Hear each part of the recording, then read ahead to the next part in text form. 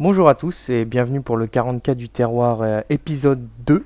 Alors ce ne sera pas un épisode rapport de bataille, celui-là je vais vous expliquer ma liste pour le tournoi de Westphal qui a eu lieu le week-end du 18 avril 2015. Donc avant de parler de ma liste, je vais vous parler du tournoi et de ses restrictions. Donc le tournoi du Westphal c'est 5 parties sur 2 jours. Avec une organisation d'avant-tournoi un petit peu changeante, d'où la présence que d'uniquement d'une vingtaine de personnes. Alors les restrictions finales sont 5 points de monstruosité, donc ça utilise le système CPM que vous pourrez trouver sur le Warfo. Attention, sans doublette. Donc c'est assez compliqué de faire une liste avec 5 points de monstruosité sans doublette. Ça obligeait à, si on voulait jouer avec les 5 points, à faire pratiquement des stars avec beaucoup de codex. Donc c'est pour ça qu'il y aura beaucoup de listes à base de D-stars, de fausses D-stars, parce que 5PM ne permet pas de faire des grosses D-stars, ce sont des petites, mais il y en aura un certain nombre. Donc il n'y avait pas non plus de démonologie maléfique, ni de sauvegarde invulnérable ou de couvert à 2+ relançable. Donc pauvres démons, ils ont pris cher. Ah oui, ça aussi, pas plus de 1 volant par liste, ok, 5 PM, pas de volant, ou pas plus de 2 créatures monstrueuses volantes. Donc voilà, chaos, tout ça, c'était très compliqué, d'ailleurs on n'en a pas vu beaucoup. Et sans alliance. Donc un scénar, enfin très compliqué de faire une liste avec 5 points de monstruosité avec de nombreux codex. Donc on va voir comment moi je m'en suis sorti. Alors sinon les tables étaient plutôt jolies, hein, comme vous pouvez le voir sur la photo de la salle. Là. Les scénarios, c'était des scénarios maison, on reviendra dessus au cas par cas. Il y en avait des bons, il y en avait des moins bons. Le tournoi intégrait la note de peinture dans le classement final, ce qui, moi, je trouve est une bonne chose. Pour certains, non. Ça dépend si vous avez passé des mois, ou comme moi, ou des années à peindre vos pitous avec amour, ou pas. Enfin, d'ailleurs, je ne peins pas très bien, mais bon. Et il y avait un quiz qui est rentré dans le... Donc voilà, il y avait une partie fun et il y avait une partie gros bill, les fameux 5 PM. Donc je vais maintenant passer à la présentation de ma liste. Et donc vous avez ici une vue de l'entièreté de mon armée pour les 5 prochains rapports de bataille que je vais faire. Je vais faire un rapport de bataille pour chacune des parties que je vais jouer. Donc cette armée m'a permis d'avoir la note de 14,5 en peinture. Donc je finis 4ème du tournoi en peinture, donc je suis assez content. Je vais revenir sur chaque choix dans différentes vues. Mais vous pouvez tout de suite voir que le principe de l'armée c'est la Centustar, enfin une mini Centustar. Et donc je vais revenir sur pourquoi j'ai choisi ça et comment j'ai essayé de la fiabiliser au maximum pour le tournoi. Donc voilà la Centustar, mes 5 PM sont sur cette photo. Donc la Centustar sans alliance, parce qu'une vraie Centustar, il faut ajouter Kaldor Draigo pour ajouter de la mobilité, ce qui est le principal problème sans alliance, c'est que je me retrouve avec 5 Centurions qui ne tirent qu'à 24 pouces. Certes, ça démonte n'importe quoi à 24 pouces, mais si l'adversaire se place à chaque fois à 31 pouces de votre Centustar, vous ne faites rien de la partie.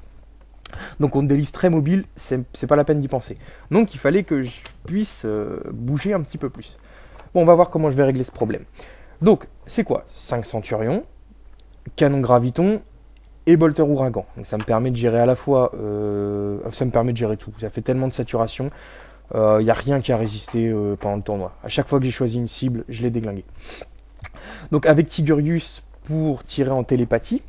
Donc j'ai calculé avec des lois binomiales et des arbres de probabilité, et donc on arrive à 74,6% de chance de choper invisibilité. Donc là déjà ça me fait 4 PM. 1 PM pour les Centurions, 1 PM pour Tigurius. Tigurius tire en 3 niveaux en télépathie, un deuxième PM. J'ai 2 PM grâce à des psycheurs, donc les Centurions passent à 2 PM, ça fait 4. Et j'ai ajouté un bastion, 5 PM. Alors pourquoi le bastion?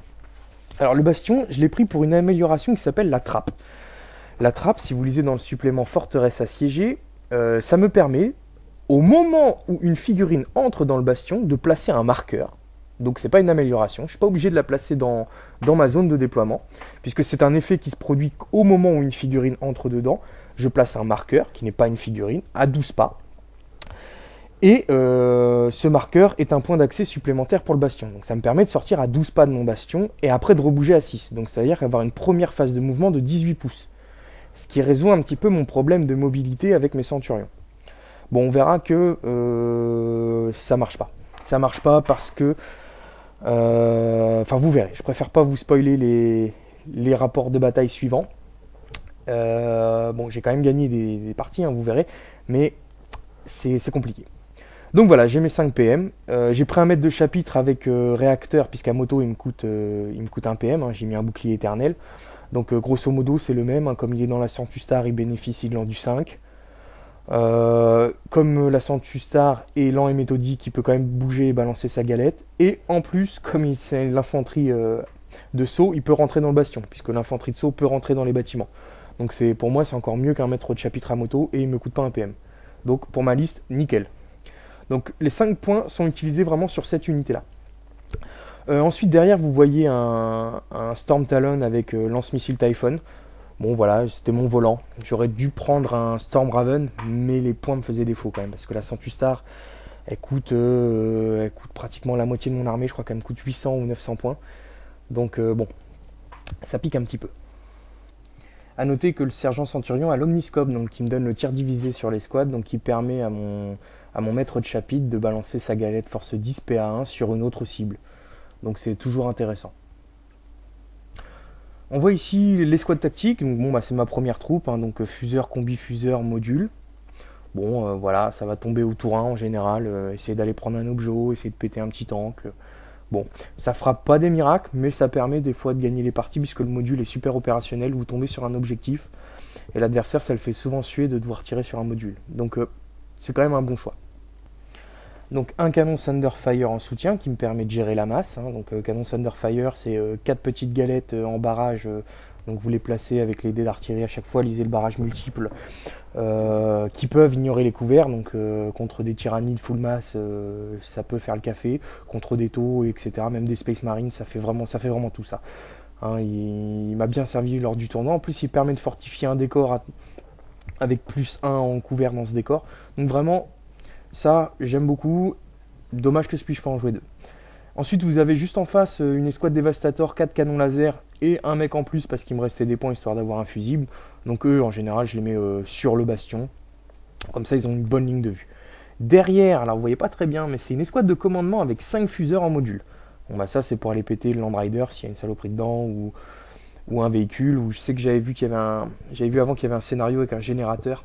Vous verrez qu'il fallait péter, donc qui comptait comme un véhicule, donc voilà, qui rapporte 5 points de victoire. Donc ils servent à la fois à détruire des points de scénario, donc à rapporter des points de victoire et à détruire des véhicules. Donc ça arrive un petit peu n'importe où sur la table, c'est toujours pratique. Bon, ils n'ont pas l'objectif sécurisé, mais c'est quand même pratique.